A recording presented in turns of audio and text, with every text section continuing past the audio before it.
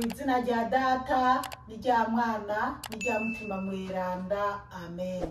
Bene wacu dusangiye ukwemera muri Yezu Kristu ndabaramukije mu izina rya Yezu Kristu nitugire Kristu. Dusabikanye ijambo ry'Imana dusanga muri Bibiliya mu Njiri ya Luka ku kigabane cyaho k'icenda kuva ku karongo ka 23 kugeza ku ka 27. Ijambo ry'umutwe riravuga ngo akamaro ko gukurikira Yezu. Hanyuma Yezu abwira bose ati ugushaka kunkurikira niyihebe yikorere umusaraba wiwe wa buri munsi ankurikire. Nkako ugushaka kurokora ubuzima bwiwe azobutakaza, nayo uzoheba ubuzima bwiwe kubera jewe azoburokora. Mbega umuntu byomumarira iki kwigarurira isi yose atakaje ubuzima canke aburoshe? Uzoba rero yanyihakanye akihakana n'amajambo yanje, uwo umwana w'umuntu nawe azomwihakana aho azozira mu buninazwa bwiwe, mu bwase no mu bw'abamarayika beranda. Ni iby'ukuri ndabibabwiye ko hari bamwe mu bari ngaha batazopfa batabonye ubwami bw'Imana. Bene wacu muri Yezu Kristu, iri ni ijambo ry'Imana, dushimye Imana. Haleluya, amen, haleluya, haleluya, haleluya, amen, amen. Bene wacu muri Kristu Yezu, ijambo ry'umutwe riravuga ngo akamaro ko gukurikira Yezu. Ni ijambo rikomeye cyane. Twumve akamaro ko gukurikira Yezu Kristu. Akarongo ka 23 karavuga ngo hanyuma Yezu abwira bose ati, hanyuma ngo Yezu abwira abantu bose bari ngaho, ubwo nabigishwa biwe n'abandi banezerezwa no gukurikira Yezu bumviriza ingene agenda arigisha.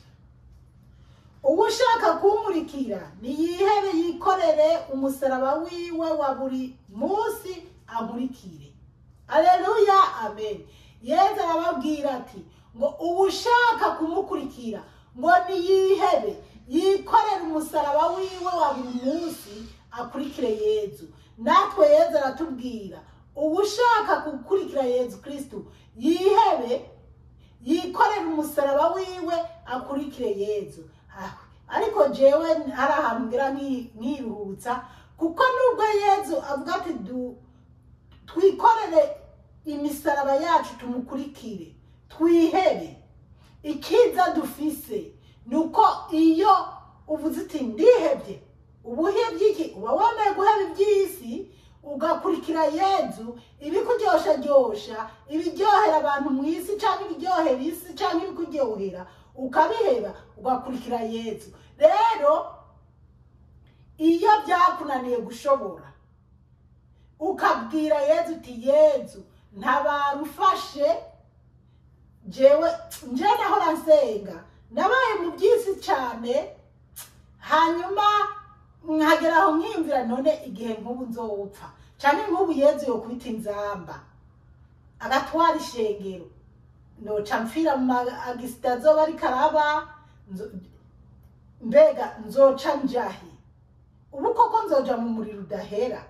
Nkiyumvira nkumva bizoba bikomeye, nkaza ndasenga rero nkabwira Yezu, Yezu koko wongiriye ubuntu, wowe wemeye ukikorera umusaraba ukawikorera, bagenda bagukubita ukugwa ko wongera ugubyuka mpaka ukawushikana ku ikaruvariyo ugatakukana ubambako, wamfashije jewe nanje uwanje uri kunanira ukafasha kuwutwara.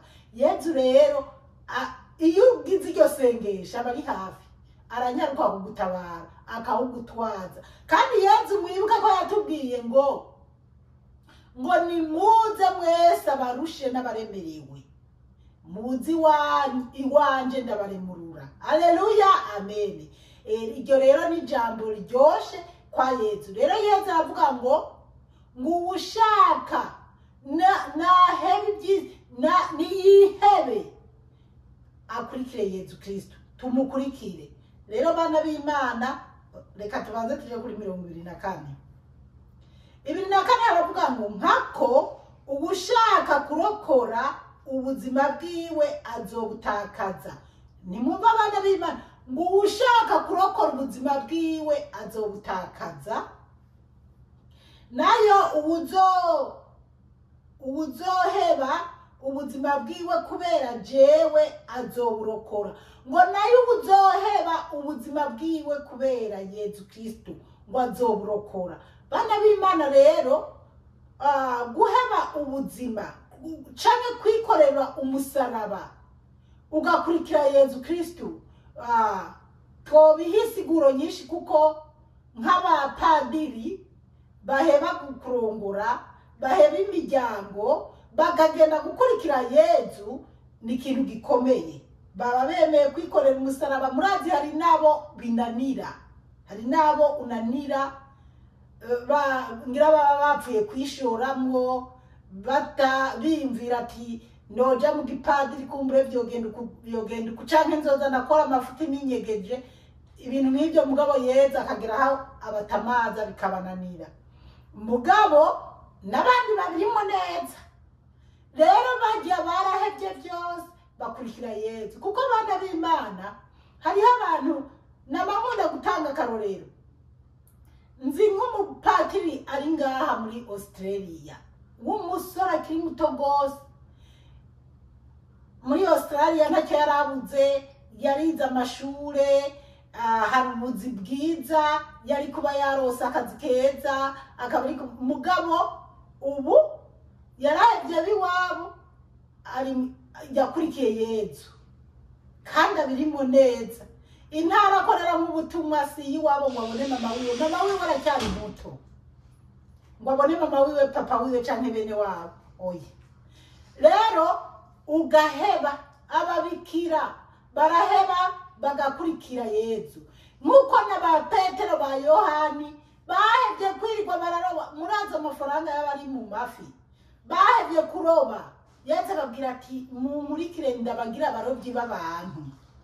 Natwe rero Yezu atubwira ko duheba iby'isi tukamukurikira. Bana b'Imana, njewe si ukwiyemera, ariko nanje iyo ndabye ibintu nahevye nkakurikira Yezu, dukuri Yezu nahabwa icyubahiro kuko yarakoze. Iyo mpfira mu byaha nogiye mu muriro udahera, ariko ndizera neza ko nzoja mu ijuru. Haleluya, amen. Kandi ubeho nawe ubyizera. Hariho abantu bakubwira ngo sinzi iyo nzoza, canke navuga ati je ndabizi neza ko nzoja mu ijuru. Urabizi kweli? Bakanca amazi, ariko ndabizi kuko eko nuko nyene. Rero nabajya mubona bakurikira Yezu, bajya abapadiri, bajya ababikira, bajya abapasiteri, bajya bihebera Imana, nuko baba bazi neza nyene icyo bariko barakurikira. Rero hariho umuntu atazi uwo ariko arakurikira, hariho umuntu atazi neza ko ari uwo kwa Sitani, tari n'uwo ku Mana, ari katikati, ari hagati na hagati, atazi iyo ariko araja. Rero uri umuntu uja mu rusengero, uri umuntu usoma Bibiliya, uri umuntu wibuka kumviriza n'ijambo ry'Imana, basi no kuri telefone, ugomba kubuzi ahantu inziri urimo n'uri kurakurikira. Haleluya, amen. Reka tubandanye twumve ingene Yezu atubwira. Mbega umuntu byomumarira iki kwigarurira isi yose atakaje ubuzima canke aburoshe? Ngo mbega umuntu byomumarira iki kwigarurira ibintu byo mu isi yose canke kwigarurira isi yose yaroshe ubuzima bwiwe, yononye ubuzima bwiwe? Aha rero nohavuga ko byinshi, ariko reka ndabe muri make. Bana b'Imana, njeyo ndiko ndaraba bajya abantu baja mu bafirimaso bagaheba. Ntanze akarorero, niyumvira nk'abantu bari ngaha muri Australia. Nk'ubu hariho abana bakiri bato bagiye mu bafirimaso no mu Illuminati, n'amafoto yabo no ngaha muri telefone noshaka nobereka nk'uku kuko bonyene barabipibiriye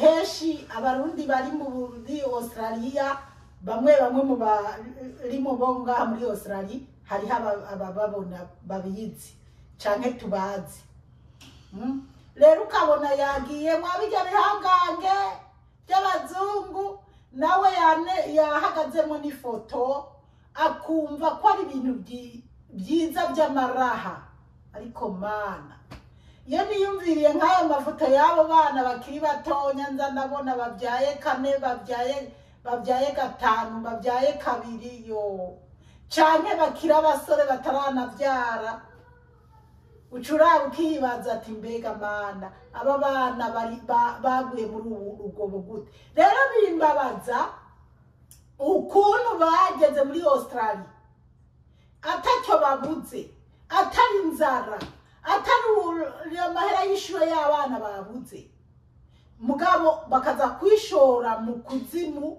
ngo bakunde baronke ubutunzi hari nabo mbona babigiyemo atanu ubutunzi mbabonana usibye kononera imiryango yabo gusa Imana idutabare cyane rero none ibaze ku nta muntu aja mu bafirimaso cyane mu baruminati cyane muri nodonagura amashirahamwe menshi mbona nko ngaha muri ibi bihugu biteye imbere abijamo abizi neza ko arosha ubuzima bwiwe abutanzi kuzimu ikindi nta muntu yemera kuba umugeyi yemera guhindura igitsina azi neza ko afise iherezo ryija mu ijuru kuko nta muntu yihinduye umukobwa yari umuhungu azokwigera abona ijuru ntibishoboka uko no gucyoza mutima mwiranda namwe nimumbwire kwifatuke nkabe ubushize twaravuze kubijanye no muri ni Paris mu Bufaransa mwarabonye ijya Olympique ibintu byagiye birahabera bajya ba Stray Queen bihinduye bajya bigize bamwe n'abantu bagiye bihindura ibitsina bigira ba Stray Queen bakaja hajya bakigira bagafata ibyiza bya Yesu Kristo bakabica amazi bakonona hanyuma buriya maherezo ijya Olympique kirabera mu Bufaransa bijya tuzorana ingaruka yabyo kuko nimba mwara bikurikiranye neza cyane ukaraba bijya byabereye muri cyagihugu narakibashiriye ko muri ijya video natanze muri Brazil kujya kuntu bagize ibintu nyuma hakagwa imvura y'umubabaro Imana ibabaye benshi bagatemba baratwawe pe igisagara cyose kigatikira bana b'Imana tuze turaraba neza isi turimo rero Yesu ni watubwira wenyene ngo byo kumarira iki gutsindira isi yose mugabo warosha ubuzima bwawe none bimarira iki abantu baba president ahubwo reka ndababwire murazi ko president wo muri Turukiya Erdogan president w'umuyisilamu wo muri Turukiya yararamitse akababajwa no kubona ba Stray Queen cyangwa bajya abantu b'isi bafata ukwemera bakagutyoza ukwemera kwa Bakristo gushika naho yandikira papa murumva rero bana b'Imana abantu bafise ubumuntu muri bo barabona neza ahisi bikiragenda yerekeza ariko abantu benshi bagakurikira makumva ngo ni byiza ngo ni birori kumbe nibiriko biraruha abantu mu mahonero rero ubuzima bwacu tubucunge tureke kuburoha reka kumva ko uhahamukiye amafaranga abantu benshi muri iki gihe bahahamukiye amafaranga hari abantu baba bandungikira ibintu ngo by'ubudandaza ukunuku cyane bakaba bambaza bambwira ukunuku jewe Paul Musabyikazi w'Imana nzima nukuri mbumbwa n'ibyo fise atari ibyo natetse umutwe kugira ndondere sishaka ibintu ndiko ndavuga ngo ngiye kugira ukunuku ngo mbona amahera mbona ubutunzi mbona iki oya nzorondera mu buryo bwiza umukama yeza mpezagirire nja mu mabenki nkakopesha amahera nkakora ikintu kiniki kigatera imbere ariko ari ibyo je niko nikorera n'amaboko yanje apana kuyirukanka reka tubandanye reka tuje kuri 2006 bavuga ngo uzoba rero yanyihakanye akihakana n'amajambo yanje ngo uzokwihakana Yesu Kristo akihakana n'amajambo yiwe sibyo isirimo none nibyo isirimo uwo umwana w'umuntu nawe azomwihakana aho azozira mu buninazwa bwiwe mu bwase no mu bw'abamarayika beranda ngo uzoba yihakanye Yesu Kristo akihakana n'amajambo yeza yavuze ari kutwigisha ngo azozira mu buninazwa bwiwe ngo Yesu nawe azokwihakana abo bantu none abo bantu bihindura ibitsina kwihakana Yesu abantu bagenda kubyarira mu mamashini kwihakana Yesu Kristo aba bantu bagenda bagafata ibintu byeranda bakabihindura mu ibintu bitagira mvura kwihakana Yesu Kristo Yesu Kristo nawe ngo hazozira ngo mu buninahazwa bwiwe ngo n'ubw'Imana data ngo n'ubw'abamarayika n'ubw'aberanda ngo Yesu nawe azomwihakana yaduciriye agace ngo mbega wotsindira isi warosha ubuzima bwawe byo kumarira iki iyi si turimo nta muntu azoyimara mw'imyaka 100 abaramba muba turi mu rugero rumwe jewe si imyaka 50 nta muntu afise imyaka 50 azomara imyaka 100 jewe mpiriwe mpishije imyaka yanje ndayizi ndashima Yesu Imana ihabwa icyubahiro nicaye ndayizi rero ntabwo je nzomara imyaka 100 nta nubwo nzomara 90 mugabo ibisigaye nta nubwo nzomara mbere na 80 ariko nawe ukontorore wibaze ati mbega abantu bari muri iki gihe abariko baravuka bazomara imyaka ingahe bana b'Imana uwo byobangukira yotangura kugira neza kuringaniza neza ubuzima bwiwe akiri mu mubiri neza kubera njewe nzi Imana yarampishuriye imyaka yanjye shatse novuga ati reka ndarame nzohengera hagira hagerece ntangura gukorera Imana ariko ndanababwije ukuri niyo ntakoze ubutumwa nabura amahoro cyane ninze mbona iyi mpeta itari idasa neza ndabona ko Yesu namubabadi bigatuma naho no basinziriye byuka nkabikora nkakora ubutumwa rero raba ikintu cyo gukura ku Mana ukegeze kure wiyegereza Imana kugira uzobane n'Imana ibihe bitazoshira ngo Yesu ubuzomwihakana mwisi ngo nawe azomwihakana ngo azozira mu buninahazwa bwiwe ngo ari kumwe n'abamarayika ngo nawe azokwihakana bazaba bamwihakana ni mu ndabire rero inyoni isi yose yamerereje itacyubaha Yesu idashaka kumwumva ibikirafata ariko kandi Imana burya tuze turashima Imana nkabiye twabonye muri Olympique ibyahishuriwe Yohani ngo ntibibivuga ngo mbona ifarasi imeze gutya na gutya na gutya ngo mbona uyicaye ko ngo yarameze kunuku nubu ngo mbona isi yose igiye inyuma irakurikiye none bana b'Imana isi yose gukurikira ni gute muri rya Olympique nta gihugu na kimwe cyo mu isi kitarimo Uburundi bwarimo u Rwanda rwarimo Afrika yose yari ibihugu byose hajya mu Bufaransa niyo bari baca bakurikiye nyabo ijya Faransa. None hari ibanga Imana itatubwiye, hari icyo Yesu atadusiguriye. Ikihari nukuraba tugatunganya ubuzima bwacu tukiri mu mubiri.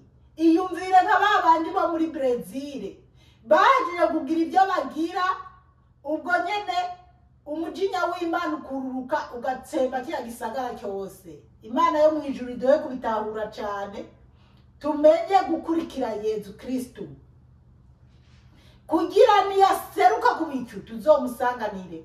Sinzomaramara kubivuga, nzohora ndabivuga.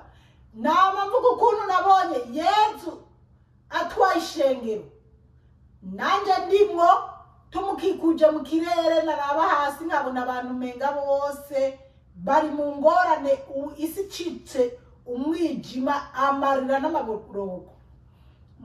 Ndabwira abo twari kumwe, nehe basha nimurabe mwisi, ntindabirayo babonye, ntitwara tubibabwira ko Yesu azoza gutwara ishengero nk'igisuma bakatwita abasazi. Tera baratujanye, barasigaye raba ingorane basigayemo.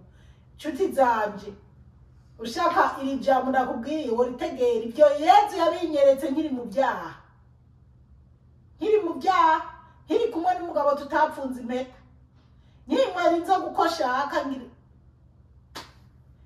Imana yo mu ijuru dutabare cyane. Inja ku isengero nishaki, ariko Yesu arabinyereka. Mugabo ndamushima ko haciye igihe akangarurira ku meza meranda yiwe, nkasangira n'abana biwe beza beranda. Amen. Nawe ndakwipfuriza gutunganya ubuzima bwawe kugira uzobe muri abo bazomusanganira. Reka turabe 27. Ni by'ukuri ndabibabwiye ko hari bamwe mu bari ngaha batazopfa batabonye ubwami bw'Imana. Acara babwira ngo ni by'ukuri ngo arababwiye ngo muri bamwe, ngo muri abo bari kumwe, ngo hariho abatazopfa batabonye ubwami bw'Imana. Rero kiriya gihe cya Yesu nta muntu ubu akihari yovuga ati aracyariho yobona ibi. Ariko dusubiye inyuma,